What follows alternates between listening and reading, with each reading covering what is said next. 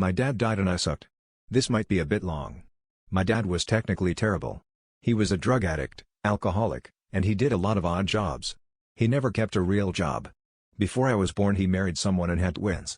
SIDS wasn't well understood at the time. When one of the twins died his wife blamed him. He was taking care of the kids.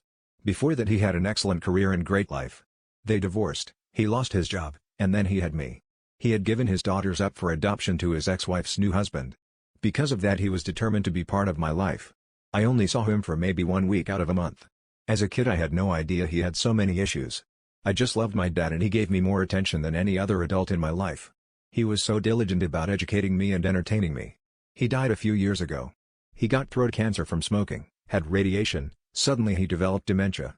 I was still getting my footing as an adult, married, with a son, and just bought a house. Life was starting to feel overwhelming. I neglected my dad for the family I created. I refused to take responsibility for him. He died about 3 months later. I tried to take him home, but he was always talking negatively about everyone, except me. He never got angry with me. I sent him to one of his friends' houses. He fell in a Walmart parking lot about a month later.